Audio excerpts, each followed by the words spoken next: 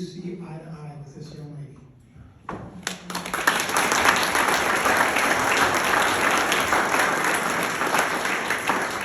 I'm the perfect type for this night, so this is good. My name is Jess Mazour. I'm a lifelong Iowan, and I work for the Sierra Club Iowa chapter. And this campaign truly has brought together a lot of unlikely allies because we've discovered that we actually have a lot in common. We care about our land, our communities, and our families. And if we all start there, I think we'll recognize that these pipeline projects do nothing for those things. So we have to stick together. Our power is in our unity.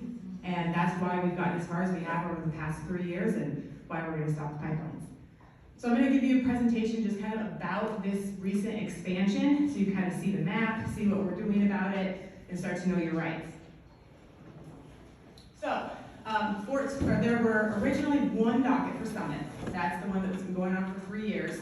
We saw an expansion in 2023, which is a small 2-county expansion up to Mitchell and Worth County. And then just last week, Summit opened up 14 new dockets, and this is to connect to their ethanol plant expansions with Poet and with Valero. So that means that Summit currently has 16 open dockets in front of the Iowa Utilities Board. And 16 dockets, separate dockets, is a blatant attempt to undermine the opposition to the carbon pipelines. Because you can't expand something that doesn't exist. You know, they don't have approval for their first docket. What are they expanding? All of these dockets need to be consolidated into one so that we can start over and every landowner along the route has a fair shot.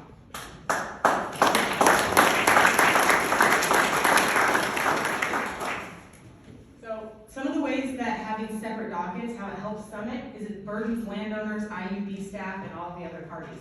Because we have to do additional work. We have to do it 16 times. 16 different filings, 16 motions. 16 reviews of the documents that Summit files, 16 IUB hearings, 16 orders every time IUB issues an order. It makes no sense to do it this way. It also means that there is no cumulative review on the impacts that these pipeline projects are going to have on our land, on our water, on landowners. We're going to be looking at it in 16 different ways. We're never going to be able to say, like Summit always brags about having 75% of their easements signed. Well, if you look at 16 dockets, they are far from 75%. When we look at 16 dockets, we need to actually see that, like Kim said, up to 1 billion gallons of water will be used by this project alone. And we have to consider that as a whole, not as 16 separate things. This also really disadvantages newly impacted landowners. So any landowner that's part of these new expansions has not had a chance to participate in the 3-year-long process that we've been a part of thus far. You didn't have a chance to participate in the IUB hearing, didn't have a chance to talk to the IUB, to intervene in the IUB process, nothing. And even the landowners that are on that expansion that happened in 2023, they did have time to try to intervene in the Iowa Utilities Board process, and they were denied.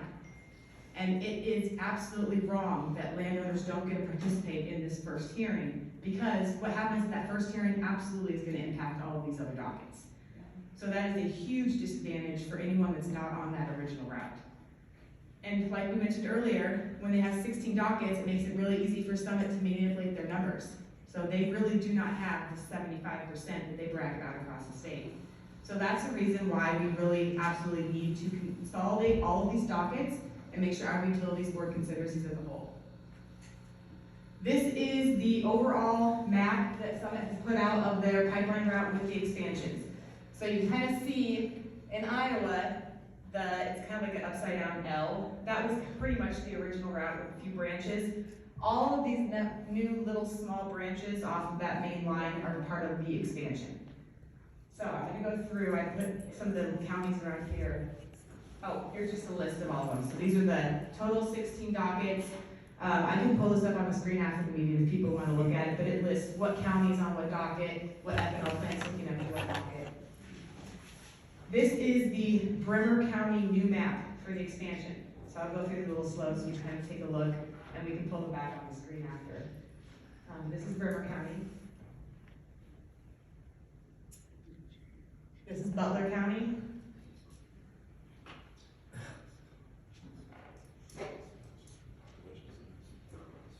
Floyd County.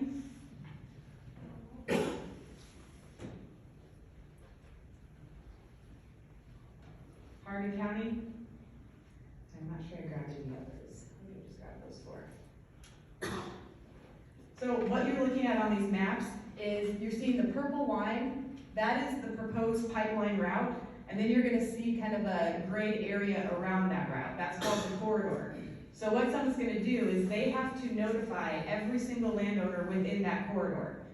And then what they'll do throughout the pipeline process, if they have to reroute or move the pipeline, they will have the ability to reroute it within that corridor. If they have to move outside of the corridor, they have to start the process over again.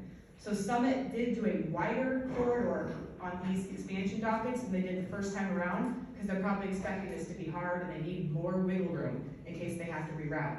So it's really critical that even if you are someone that's in the corridor, but you're not someone that's getting easement offers because you're not on that main line, to stay diligent, to stay involved, because being in that corridor means the pipeline could be moved onto your land at any point in time. So the first part of an IUB process is you file your petition to open your dockets, and then you schedule informational meetings. And then once you hold these informational meetings, the land agents can go out and talk to landowners. So Summit submitted a proposal for 22 new informational meetings that were supposed to start on April 22nd and go through May 9th, which is right in the middle of planting season. And just yesterday, IUB denied and canceled all those meetings, saying that Summit did not start this.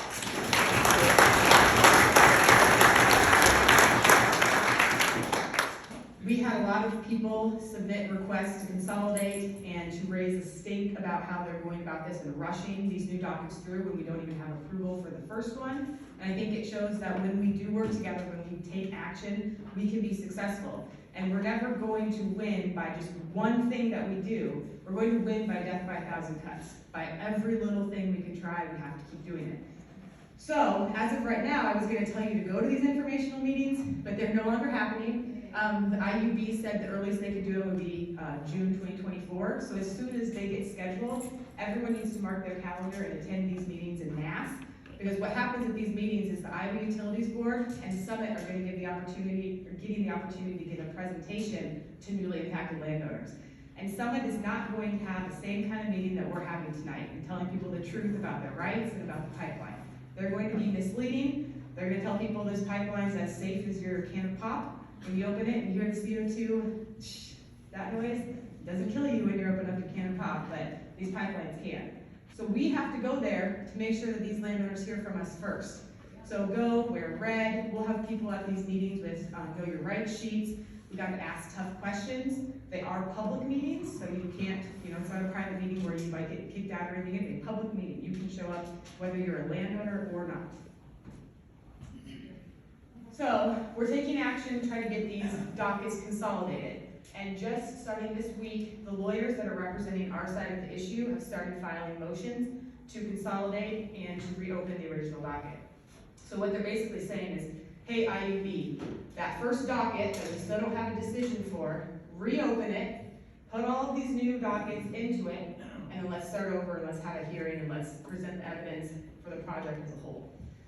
So here are just a few excerpts from the motions that are filed. You can see them all online on the IUB website. But majority landowners, this is the landowner attorney, or a bunch of landowners have all hired the same lawyer. And they're saying that on March 4th, Summit filed 14 new dockets, which amount to Summit 2.0, but each representing proposed hazardous carbon pipelines that cannot exist and cannot be justified without evaluating each of them simultaneously with the first proposed footprint. So he's making the case they have to put together. The counties have all hired the same attorney as well. I think it's 8 counties that have hired the same attorney. And in their motion, they said, if no permit issues in this docket or in other states, or if a permit decision is overturned on review, it would be a senseless waste of time and resources to move ahead with the consideration of these new dockets. And then Farm Bureau weighed in. They filed a motion. And they had, every motion was slightly different, but kind of making the same ask. They're saying Summit likely intends to increase the normal operating pressure to increase the speed of travel and thus the volume of carbon dioxide transported if it doesn't increase the pipe size. The exact impact of adding 19 ethanol plants on the number of pump stations required to maintain their operating pressure is unknown. So basically there's too many unknowns. Do they need to increase the pipe size? Is the pressure going to change? All of these things that they have to have formally in their petition now may change and we have to look at it as a whole. And then Sierra Club, that's where I work, our lawyer weighed in and pointed out to the Iowa Utilities Board that it is in Iowa law that the IUB can reopen a docket and can consolidate under certain circumstances. Whether the matter at issue involved common parties or common questions of fact or law, definitely has common parties and common questions of fact or law. Whether consolidation is likely to expedite or simplify consideration of the issues involved, this would definitely be more expedient and simplify it. And whether the consolidation would adversely affect the substantial rights of any of the parties and proceedings. Doing it the way that they're doing it is adversely affecting parties and proceedings, and then any other relevant factors. So we believe we meet the terms and the rules to be able to reopen that first docket, and we have lawyers, landowners, counties, and other organizations in the state weighing in. So we need your help to do the same thing. The other thing, before we actually give you the action steps, things that we're working on, so it's not just working with the IUB on their docket, but we're all up at the Capitol all the time trying to get bills passed. And we have a bill that's House File 2522 that was introduced by Representative Stephen Holt. And it creates a process for landowners to seek a declaratory order from a judge. This is what Doyle was talking about a little bit ago. So throughout the IUB process, you can ask a judge to weigh in and forego the potentially years-long process. So we like that, but we also want to get something else into that bill that's going to help us down the line if that first docket is approved by the Iowa Utilities Board. So we already know that if IUB approves it, we're going to appeal that decision. And we do not want Summit to be able to start constructing the pipeline while we're going through the appeal process. And in Iowa, to do that, to stop construction, you have to put up a bond, and it could be hundreds of millions of dollars. No one here can afford what that cost is going to be. So we're asking for the bill to be amended to remove that bond, so that we can have a fair appeal process where we can protect our property rights and our counties can protect the rights of the county without having to have hundreds of millions of dollars in the bank, because that's not fair. So we're asking legislators to do that. You know, we've been waiting 3 years. We've been going to the Capitol for 3 years trying to get a bill passed. And every year we get a little bit farther, but right now we are definitely stalled in the House and in the Senate. And we need more people calling to get this bill moved out of the House and into the Senate. Just yesterday, as was mentioned before, the bill did move to a committee called Ways and Means Committee, so it's funnel proof. We don't have to worry about some of the deadlines that actually was today. But that doesn't mean it's going to be easy to move the bill. So please contact your representatives and your senators and tell them to strengthen and pass House File 522. So, what you can do to help stop the carbon pipelines, help get these dockets consolidated, help talk to these new landowners before Summit does and tell them not to sign an easement, is submitting an objection to the docket. That's going to be one of the first places that newly impacted landowners instructed to go. They're going to get a letter in the mail with some of the worst news that they've gotten in their life. That someone wants to take their land with eminent domain. And here's how to check the IUB docket. So when they go to that docket, we want it to just be like tons and tons and tons of objections. Landowner to landowner saying, this is what I've gone through for the past 3 years. This is why you shouldn't sign an easement. So we need help submitting those to the IUB docket. And I can sit around, I need to kind of like the instructions to do it, and then we can disseminate the instructions to at least do an objection. Other thing is attend these informational meetings. So as soon as IUB and Summit reschedule all those meetings that were just canceled, we need you to go there. And then we need you to contact your legislators and make sure that they pass and strengthen House File 2522. And then, I know someone mentioned get to the Capitol when you have the opportunity. This is going to be one of our last chances in the 2024 legislative session to get our bill moving. We're having a big rally and lobby day on Tuesday, March 26th at 11:30 at the Capitol. Everyone's invited. We'll have lunch for you. We're going to have a rally out on the Capitol steps at 11:30, and then we'll head inside to meet with legislators. So please join us on the 26th at 11:30. And then the last thing I have is, so for the past 3 years, we have been fighting our hardest to stop these pipelines, and it's really starting to garner a lot of national attention. And we know that we need even more national attention because it's not just the state and our local governments that can step in and stop this, it's the federal government that's providing these tax credits. So we need more national attention. So we've been working with a documentary crew to have a documentary done on the carbon pipeline rupture that happened in Satartia, Mississippi, and then connect that to what we're doing right here in Iowa. And so we have a trailer to show you. It's the official trailer for this new documentary that should hopefully be out by the end of this year.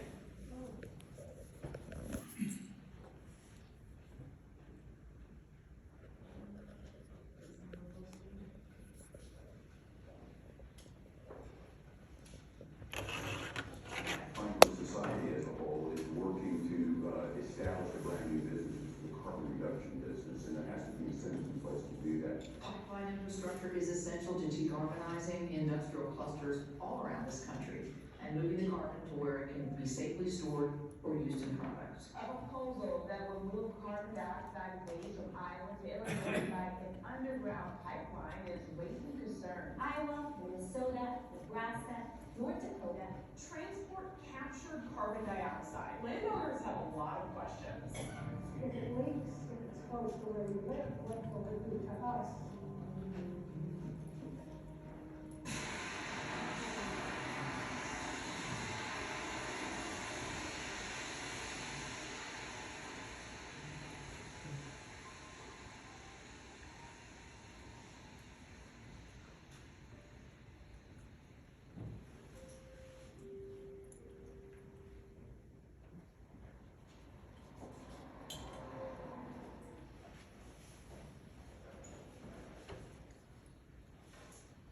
Everyone knows everyone, and we just don't have any problem here. To me, it's heaven on earth. Until Danbury dies.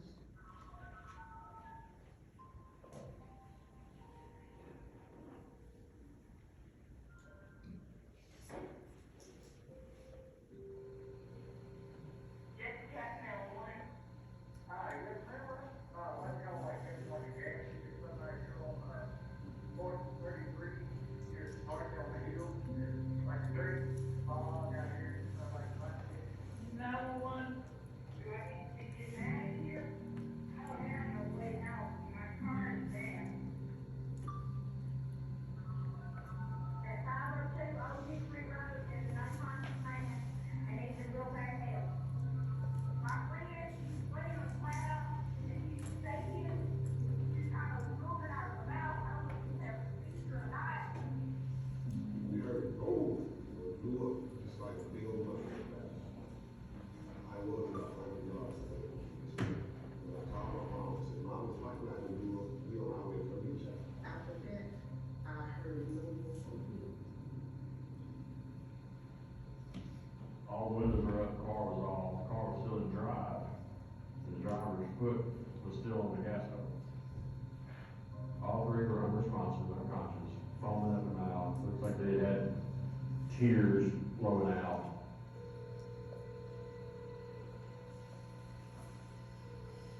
It was dark, and I'm like, it's hard to breathe. I could see like a white cloud, drifting past that street light, but I could also see a green cloud beneath it.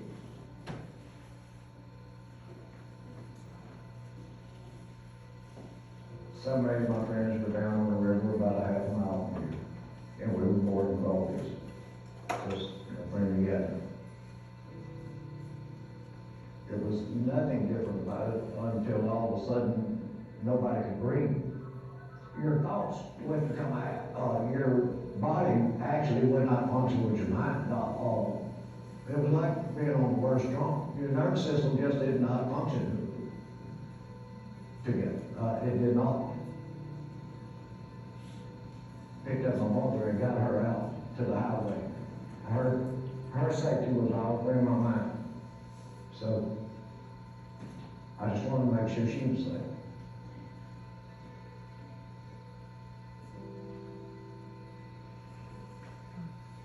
The CO2 in the air, or the lack of oxygen, was actually confusing residents to the point where they didn't know what to do. This happened at 3 in the morning, people may have never woken up. There was a large chance that something like that could happen.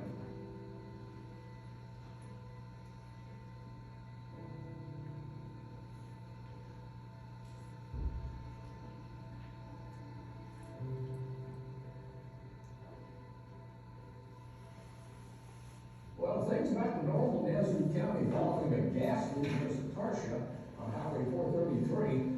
Around 300 people were evacuated.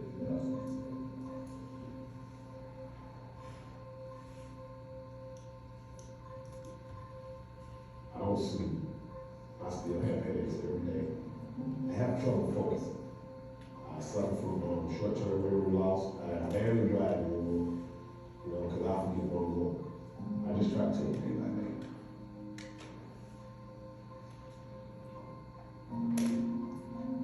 I don't know how I'm feeling right now. I try to stay around my family a lot.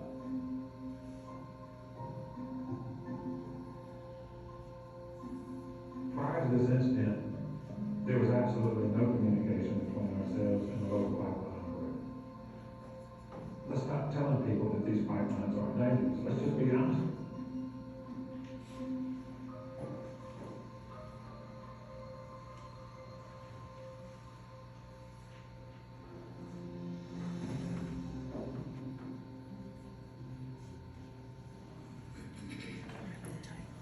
And so they're gonna be coming to Iowa potentially over the next year, and South Dakota and North Dakota to do some filming, so, if you see documentary crews, the next part of the story is our story, our fight that we're in right now.